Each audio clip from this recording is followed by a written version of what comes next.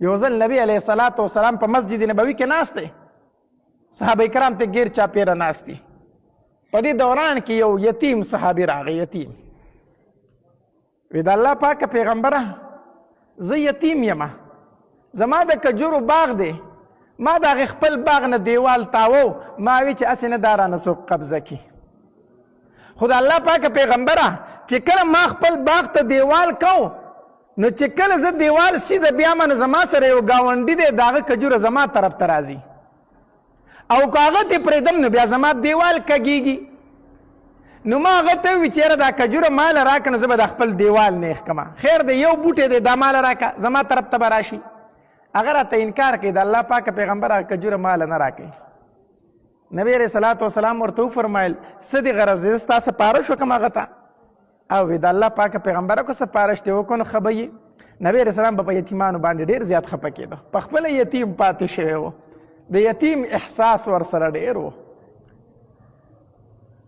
دغه ګاونډي د دې یتیم صحابي چې و دا مشر صحابي و، مشر صحابي و. نبی علیه صلات وسلام هغه راوغوښتو، وی ستا سره په ګاونډ کې دا یتیم الګ دی، باغ دی. وی او د الله پاکه پیغمبره د باغ ما سره شته دی په ګاونډ کې. دی خپل دیوال کوي، خو چې کله دیوال نیغ بیایي نو ستا یو بوټی د ده طرف ته راځي، نو دا یوه کجوره دله ورکړه نو دی به د خپل دیوال نیغ کړي. د الله پاکه پیغمبره نه ورکوم ورله، دا ورله نه ورکومه. حکم دی که نه مشوره ده؟ وی نه حکم خو نه دی، ستا کجوره د تی مالکې مشوره درله در کومه، کو دله دې ورکړه نو ښه به یي. وی د الله پاکه پیغمبره چې حکم نه دی مشوره ده نو بیا ورله نه ورکوم دا خپله کجوره، نه ورکوم ورله. نبی علیه صلات وسلام ورته وفرمیل ښه هسې چې ورله نه ورکوې د دې قیمت ووایه، پیسې ووایه، قیمت یې ووایه، نو په پیسو به یې درنه واخلو. او که دا کجوره تا دله هسې ورکړه او یا دې ورله په پیسو ورکړه، الله تبارک وتعالی به د دې په بدل کې تاله په جنت کې کجوره درکړي، او داسې کجوره به درکړي چې د هغې به دومره اوږد سوری یي چې یو سوار به په هغې باندې 100 کاله سفر کولی شي. داسې کجوره به الله په جنت کې تاله درکړي. الله، صحابه کرامو چې دا خبره واورېده که نه، دا کجوره دله ورکه الله به تعالی په جنت کې کجوره درکړي. نو صحابه کرام په دې خبره باندې ډېر وپسخېدل چې دا خو نبی علیه السلام ډېره درنه خبره وکړله. د دې خو دا مطلب شو که دا کجوره د یتیم صحابي له چا ورکړه نو الله تبارک وتعالی د هغه دپاره جنت واجب کو. ځکه چې نبی علیه صلات وسلام وفرمیل چې تعالی به الله په جنت کې کجوره درکړي. خو مطلب دا دی چې جنت ته به ځې که نه، جنت ته به ځې که نه. دا خو نبی علیه السلام ډېره درنه خبره وکړه. هغه ورته د الله پاکه پیغمبره جنت ته خو به ځم که نه، جنت ته خو به ځم که نه، دا مشر صحابي ورته وایي. نبی علیه صلات وسلام ورته وفرمیل او مسلمانې جنت ته خو به خامخا ځې. وی چې جنت ته ځم نو دا یوه کجوره دې پکې خیر دی نه ښودلی نه ورکومه، یو دې پکې نه روغ جنت ته چې یوه کجوره دې پکې نه که نه، خو دا دله نه ورکوم دا کجوره. دا مشران په دې ونو ډېر خفه کېږي، ښه ډېر خفه کېږي. د ونې نه ولا چا 2-3 سانګوړۍ پاڼه ماته کړي دی چې کور ته راشي نو بچو ته وي خلکو نه جایداد قبضه کړو تاسو کور کېنئ، ورشئ ونې له خلکو ټولې ماتې کړې. که څه چلو شو که پاڼه یې ترې لږه ماته کړه څه شو که نه. خو دا مشران په ونو ډېر خفه کېږي، وایي جایداد یې نه قبضه کړو تاسو کور کېنئ، خلکو نه ونې قبضه کړې تاسو کور کېنئ. نو کشران چې د کوره وځي چې درز هغه به جنګ اړم شي، د چا د وجې نه د هغې مشر د وجې نه ده پسې لېږلي که نه. هغه مشر صحابي په ونو خفه کېدو د الله پاکه پیغمبره دا کجوره ورله نه ورکوم، نه ورکومه.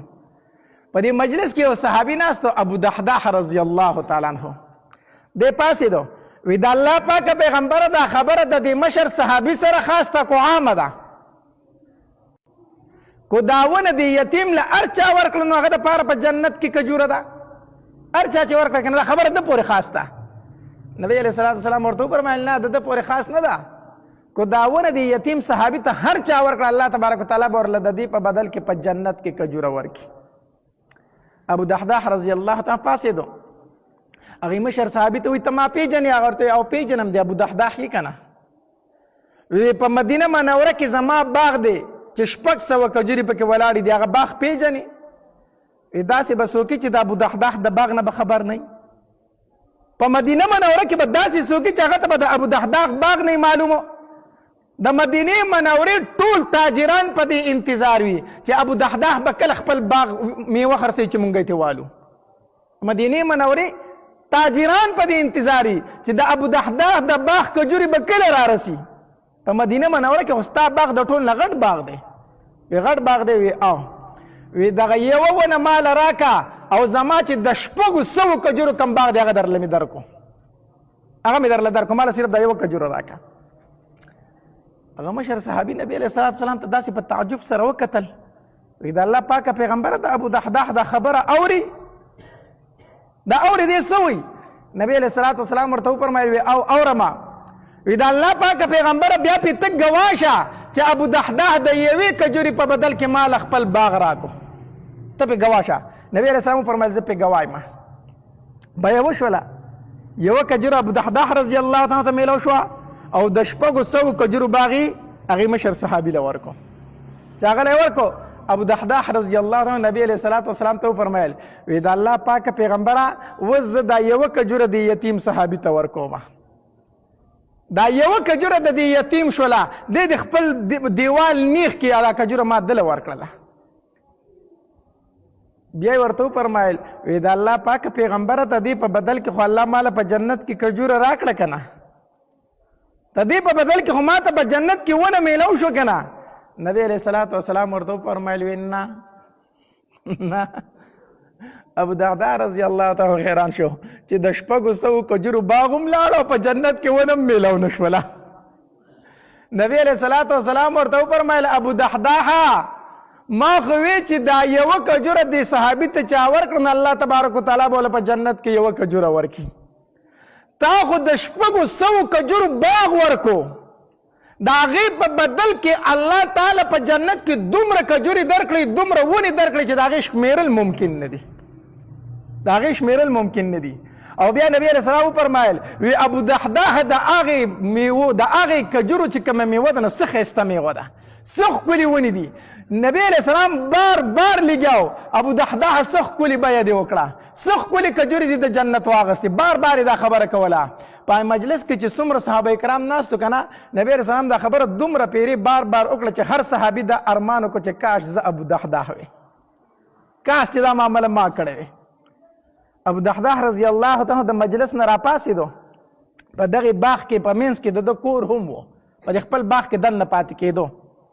د باغ نه بار ودرېدو او ښځې ته چغې وایي ای پلانکی ای پلانکی ای پلانکی. هغه ورته وایي څه چل شی ولې د بار نه اوازونه کوي، خو راځه کور ته که نه. وی تاسو د دې کور نه راوځئ، زه دننه ځکه نشم درتلی چې دا کور او دا باغ زما نه دي، دا ما خرڅ کړي دي، تاسو دا کور خالی کوئ. ښځې ورته وایي ښځې ته خو پته وه چې زما خاوند ابو دحداح دا ډېر لوی تاجر دی، غټې غټې بیې کوي. د هغې مطلب دا و چې چېرته ښه تاجر به راغلی او ښه ډېرې درنې پیسې به وله ورکړي جو ده به ورسره کور هم خرڅ کړی نو بیه به ورته پې ښه راغلي جو ځکه. وی ابو دحداح په چا دې خرڅ کو، په چا دې خرڅ کو. د ابو دحداح رضی الله تعالی ته د بار نه اواز وکړو وی ای ښځې دا مې په الله خرڅ کو، دا مې په الله خرڅ کو. دننه نه ورته ښځې اواز وکړو وی ای ابو دحداح تر اوسه پورې چې دې څومره بیې کړي داسې ګټوره بیه دې پکې چېرته نه وه کړې. زنانه هم داسې جوړې وې که نه، زمونږ زنانه وې خو چغې سوې به شروع کړه هله کور دې هم خرڅ کو، سر توره دې کړم اوس به چېرته پاتې کېږمه. زنانه ورته د دننې نه اواز وکړو وی ابو دحداح تر اوسه پورې چې دې څومره بیې کړي داسې ګټوره بیه دې پکې چېرته نه وه کړې. دا نن چې دې کومې بیه وکړله او خپل بچی د ځان سره را روان کړو، کور او باغ یې پرېښودو. وی مونږ له الله شته دی، مونږ له الله شته. داسې زنانه وي، داسې زنانه، داسې نارینه وو چې نبی علیه السلام خبره وکړه ده کو دا کجوره چا دې یتیم له ورکړه، الله ورله په بدل کې په جنت کې کجوره ورکړه. اخوا پکې بیا سوچ نه و، اخوا پکې بیا بله خبره نه وه. بیا د صحابو دا د یو بل سره ضد و چې څوک به چې دا کجوره دې صحابي ته ورکړي. ما به خبره پوهېږئ که نه؟ او ډېر خو عمل نشته دی، د زړه لوښي مو کاږه دي. باران وریږي، ناله بهیږي، خو د زړه لوښي مو کاږه پراته دي، نو اوبه پکې د کم طرفه جمع شي. ته خو د زړه لوښی لږ نیغ کېده چې څه خو پکې جمع شي که نه؟ جمعات ته راځو، قبرستان ته ځو، جلسو جلوسونو له ځو، بیانونه اورو، خو د زړه لوښي خو کاږه پراته دي، د زړه لوښی خو نیخ کړی نه دی. یو ځل دې جمعات ته په دې نیت راشه چې د زړه دا لوښی به نن نیغ دمه چې څه واورم چې عمل پې وکړم. ته ګوره چې ژوند دې بدلېږي که نه بدلېږي. موږ جمعات ته راځو په دې نیت باندې چې استاد صاحب لګیا دی، موږ هسې نه منو سړیا. چې ته په دې نیت راغلی نو بیا تې بار پرې ورکې تپوس وکړې مولي صاحب کومه مسله وکړه، ما ته څه پته ده، خو څه به یې ویلي نو، څه به یې ویلي نو. ته راغلی د اورېدو په نیت نه وي نو، ته راغلی د عمل په نیت نه وي نو. ته خو راغلی یو رواج لوي چې د جمعې ورځ د کبار ګرځم نو خلک به وایي چې د جمعې مونځ هم نه کوي، راشه جومات ته خو لاړ شه که نه. داسې چې داسې نه بیا به چېرته به موږ باندې عمل وکړي، چېرته به ژوند بدل شي، چېرته به زندګي بدل شي.